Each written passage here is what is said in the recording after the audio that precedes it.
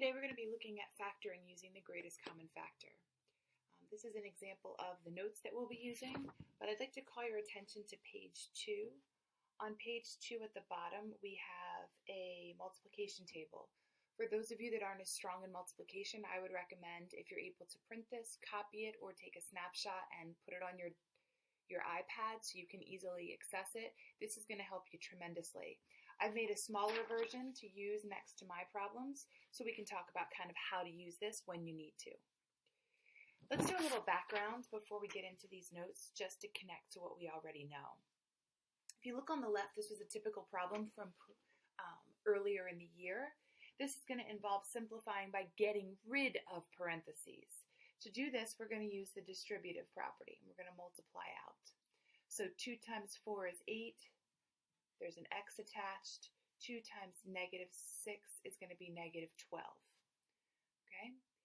Over here on the right, we could do the same thing with letters. So if I have x squared, which is x times x, I'm going to multiply by 3x to give me 3x. There's 2 here and 1 here, which is 3, plus 5x squared. Okay? Now, what makes today what we're doing different is that we're going to work in the opposite direction. But I want to show you in this very first example how this isn't going to look maybe exactly the same. We're going to ask ourselves, what is the biggest number that goes into 8 or 12? So if I look at 8, my combinations are 1 and 8, 2 and 4. 12 has 1 and 12, 3 and 4, 2 and 6. Okay? Now, if you're not sure, you can always go back to here. So notice I'm looking for all the 8s. Here's the 8, 4, and 2. Here's an 8, 2, and 4. That's the same. And then over here, here's an 8 with 1 and 8. Same thing with 12. 12 is going to be off of the chart, but we do know that 3 times 4 is 12 right here in the chart. And we know that 2 times 6 is going to be 12, which is here. Or 6 times 2, you can find it in the same spot. You don't need to write it twice if you have it. Then the question is, what is the biggest number in this case that you see in both of these separate areas? The biggest number I see is going to be 4. It has to be the same in both. So the number that I'm going to actually put out front is going to be a 4, my GCF. Now, if you notice, I started with something on the outside, 2 on the inside, but when I multiplied, I only got 2.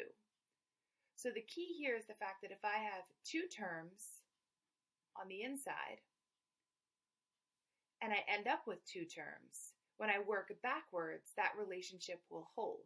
So since I have 2 terms here, I'm going to have 1 here and 1 here. 4 times what gives me 8x? Well, we know that 4 is times 2, so this is 2x. The sign will stay the same. 4 times what number gives me 12? And that answer is 3. So here's a very clear example where I started by multiplying by 2. I got my answer. However, then I had to refactor it. My greatest common factor is not 2, it's actually 4. However, if I multiply back, 4 times 2 is 8x, 4 times negative 3 is negative 12, I get the same thing I started with. This would be my final answer that I'm looking to find. So let's take a look at these in the actual notes and examples and discuss this a little bit more. Okay. Now, the first thing I want to do when I'm looking at my examples, let me zoom in here, okay, is I'm going to ask myself, how many terms am I starting with? I've highlighted in yellow and orange the fact there are 2 terms, which means when I set up the structure of my problem, we're going to talk a lot about structure this week, okay? Factoring using the greatest common factor means I'm going to determine the biggest number that I can divide into both of them. But then since there are 2 terms, I'm still going to have 2 terms on the inside of my parentheses. This is my setup. Okay? I haven't done any math work. I haven't thought anything out. I've just done that. So then I'm going to come back over here. I'm going to use my chart. Okay? Use the top half of the chart. And I can make a list. So negative 12, again, is 1 and 12, 2 and 6, 3 and 4. 8 is going to be 1 and 8, and 2 and 4. So whether you know that or not, okay, these are separated 1 and 8, 2 and 4. These are all of the products or two numbers times themselves that give you 8 or that give you 12. So just to remind ourselves for this first example, I'm going to put this in yellow, and I'm going to put this in orange. Some of you are able to do this in your head. I think that's fantastic. If not, this is the method or thought process that you should have. What is the biggest number that these two things have in common? The answer is 4. That is going to be my greatest common factor, 4. Then I ask myself, 4 times what gives me negative 12n? Well, we know the number's 3, but it has to be negative, and I need to attach the n because I didn't take an n out front. 4 times what gives me negative 8? Well, that's going to have to be negative 2. Okay? So you can figure out the numbers, but you're going to still have to think out the signs and determine the letters in each of these problems. When we are done, the final answer is 4, negative 3n minus 2.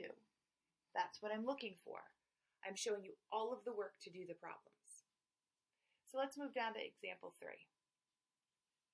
Okay, first question, how many terms do I have? Well, I have 1, and then I have 2. So the next thing I do is I have to set up correctly. Doing all of this will give you points on graded worksheets, tests, assessments, etc. in the future. So my greatest common factor I haven't determined yet, but I know that I'm going to have 1, 2 different terms on the inside because I was given 2 terms to start with. So again, this is going to be my greatest common factor. Now this is nice because 2, the yellow 2, only has 1 and 2 as a factor, and the orange 2 only has 1 and 2 as a factor. So as you can see, if this is my orange kind of thought process group and this is my yellow, what is the biggest number between the two of those? The biggest number is going to be 2. That is my GCF. Now, I need to ask myself the question, since I have 2 negatives, wouldn't it be nice if I could work with more positives? So if I factor out a negative 2, okay, so put a negative here, negative 2 times 1 n squared multiply back gives me what I have in yellow. This is the number 1. Negative 2 times positive 1 gives me negative 2. If I multiply back, that gives me the answer that I started with. So my final answer, if I write this, is negative 2 n squared plus 1. Don't forget the plus 1 in the end, because if I don't write that and I multiply back, I only get the yellow term. I never regenerate the orange term. All right, let's move down to number 5. Now, number 5. What is the number in front of m squared? If you forget, it's a 1, so you can add that in. There's a 1 right there. And then we ask ourselves, how many terms? 1, 2. We can make our list of factors. So in yellow, I have 1 and 1. In orange, I have 1 and 3. Now, let's talk about letters for a second. We gave an example earlier where we multiplied and changed the exponent because we were combining different variables together. If I look in this first one, please recognize I have 2 m's. Okay? And over here I have 1 m. So when you ask me what is the greatest common factor, the greatest common number is 1. And what do these two sides have in common? A single m. Okay, remember, this is going to be my yellow factor group. This is going to be my orange factor group. Some of you are able to simply see this by looking at the problem, by saying what is the highest power? We always take the highest power. However, if not, I do my setup. There are 2 terms. My greatest common factor is 1m.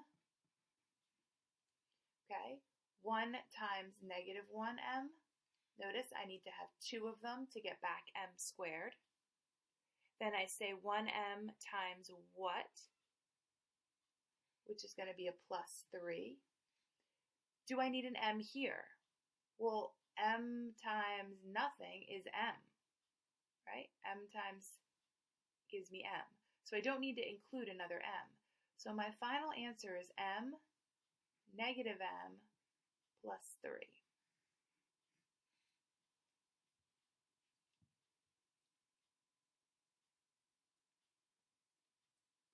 Biggest number that we have in common. All right, so let's put all of these ideas together, both numbers and variables. Right? How many terms do I have? 2. 1, 2. Okay, so now if I look at this, that tells me my setup. I'm going to use my GCF, and I'm going to set up for 2 terms on the inside because I had 2 terms here. All right, 24 has a lot of different ones, so let's use our chart and let's find a bunch of them. So I see a 24 here, I see a 24 here, etc. So let's make a list. 1 and 24, 2 and 12, 3 and 8, 4 and 6, 16, 1 and 16, 4 and 4, 2 and 8. Okay. This has 3 ends, 3 ends, 1, 2, 3. This has 1 n. So we'll look at the variable second, separate. So what is the biggest, greatest factor up here? What's the same in both? I believe it is an 8. 8 is the biggest number that goes into both of those. Looking over here, I have 1n and I have 1n that's the same. Exactly the same. So this tells me my GCF is going to be 8n. 8n is what is the same in both, the common factor. 8n times what gives me negative 24? Well, we know the number is 3, but the sign is negative 3, and I need 2 n's left over. 8n times what gives me 16n? Positive 2, 8 times 2. And I have an n, so I don't need any more. So this is my final answer.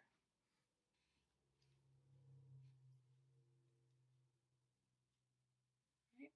Let's try another one with some bigger numbers. Okay. 42. 42 is tricky. Let me look on here. Let's see. 42, 42. There's a 42. 7 and 6. So 42 is 1 and 42. 7, 6 and 7. 35 is 1 and 35, 5 and 7. Now, I have 3 m's and I have 2 m's. Are you at the point now where you can start to look at these separately and say, oh, I get it. The biggest number is 7, and now I have 2 m's in both of them, so that's the greatest number of m's I can take from both. So over here, we're going to set up. How many terms do I have on the inside? Well, let's go back to our initial method. 1, 2. Okay, so I have 2 terms, so that means I'm going to have 2 on the inside. My GCF is 7m squared because I can take 2 m's, 2 from the first yellow one. Remember, this is my yellow. And 2 from the orange. This is my orange. Okay.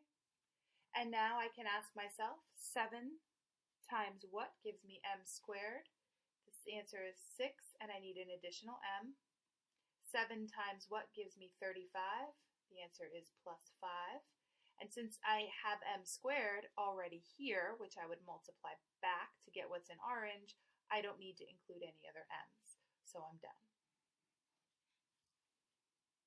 That is the gist of what we're doing when we have 2 terms. Now let's flip to the back. Okay. 3 more problems and we're done, friends. Take a look at number 11. Okay? Now, don't be worried. Here's 1. Here's 2. And now what's new is now I have 3. So this really involves setup. My setup is now going to be my greatest common factor out front. And in here I'm going to have 1, 2, 3 terms. So there's our structure of our problem that we can determine by looking and counting the original number of terms. GCF out front, 3 terms. Right? Now, another place this one's a little trickier is that I'm going to have 3 groups of numbers. I'm going to have a yellow group, an orange group, and a blue group. Okay? You don't have to write all this out if you can think it out in your head. But if you need to use your multiplication chart, which is fine, 6 times 5 is 30. You can see that here. So when I make my list, I've got 1 and 30. I've got 2 and 15. I've got 3 and 5. 42 is 1 and 42, 6 and 7. 12 is 1 and 12, 2 and 6, 3 and 4. Okay? And we can look at letters as well. So this is XX, this is X, this has no letters. So again, we need to determine what is the biggest number in all 3, and are there any letters that are in all 3? So when I look at this quickly, I think the biggest number that I'm going to be able to take from all of these is probably going to be 3. The question you may be asking is, well, where are you getting the 3 from the 42? I see a 6 and a 7. But if you remember, 6 breaks down. 6 is the same thing as 2 times 3. So I have a 3 here, I have a 3 here, and I have a 3 here. That is the biggest number that I can see in all 3 of those examples. So my GCF is definitely going to have a 3 in it. Do I have any letters? Well, I have 2 here. I have 1 here, so the most I could take would be 1, but I don't have any here. In order to GCF a letter, you have to have it in every single term. So 3 is the only thing I have in all 3 of those numbers represented. Which means, if I look back, 3 times what gives me 30? 10, and I need to include an x squared. 3 times what is negative 42? Well, we can grab our calculator to do this. So we can take, I'll slide that in right here for you. We can take 42 divided by 3 gives us 14. So this is going to be minus 14x. 3 times negative 4 is going to give me 12. I have no x's here. I didn't have any x's here either. So again, I'm looking at my yellow group. I'm referring to my orange group and also to my blue group, which is going to be here when I'm figuring out these answers. This is my final answer. My only GCF in this case was a number because I couldn't take a letter from every single term. I hope I never see an X out here if I don't have an X in every single one of these 3 terms. Let's do a couple more. Okay, number 13. I would recommend whenever we're dealing with problems that have letters to always rate them from highest power to lowest power. So my first step in this problem is to turn this into negative 35 n to the 4th plus 35 n squared plus 14n. That is step number 1. Step number 2 is recognize that I have 3 terms. 1, 2, 3. Okay? Recognizing that I have 3 terms allows me to set up my GCF. It's going to go out front here. 1, 2, 3. Now, you don't need to have all this written, but I feel like the structure just helps to make sure that you're putting numbers in the correct spot and you're focusing on the correct highlighted items when you're thinking out what should go into each of these spots. So if we start with my new yellow, which is right here, negative 35n. We've done a couple like this, so I'm just going to do 1 and 35, 5 and 7. Again, 1 and 35, 5 and 7.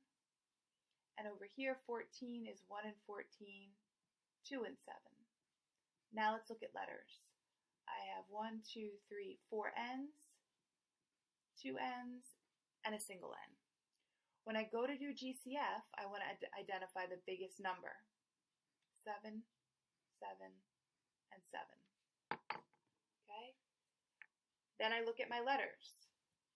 4 of them, 2 of them, 1 of them. I can take one that's the same from all of them. So my GCF over here, greatest common factor, is going to be 7n. Okay? Just to make sure we're clear, this yellow came from this yellow. This orange came from this orange, and this blue came from this blue. Now let's focus on the process. We have our setup correct. We've used our thoughts and our rules to determine the GCF. Now we multiply back. 7 times what gives me negative 35? Negative 5. I have 1n. I need 4, so that tells me this is n to the third. Plus 7 times what gives me 35? Same number 5. It's positive now because the sign of this is positive. I need 1n here. And then moving over here, 7 times what gives me 14? You can find that right here. Plus 2. Here's an n. That covers this n. I don't need to add anything else. So this final answer would look like this if it didn't have all the extra stuff with it. And I'm done. All right, last one. 3 terms, 1, 2, and 3. So let's quick highlight those just so it looks like all of the rest. 1, 2, and 3. Let's do our setup. Okay, setup matters. So here's my GCF. 1, 2, and 3. All right. Let's go ahead and make all of our using our number chart. So 16 I see is going to be here with 4 and 4. It's also all the way over here to the right. Here it is, 4 and 4. And here with 8 and 2. So 16, 1 and 16, 2 and 8, 4 and 4. And now I have 7 B's.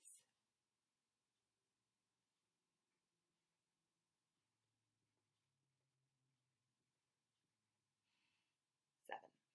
Same thing, same number, 1 and 16, 2 and 8, 4 and 4, but now I only have 5 B's. 1, 2, 3, 4, and 5. And my last one is going to be 1 and 8, 2 and 4. And with that, I have 4 B's. What is the biggest number I see up here that is the same? Well, I see a bunch of 4s, but the biggest number is actually going to be 8. Okay. Now, B's, again, have to be the same. So I see 1B, 2, 3, 4.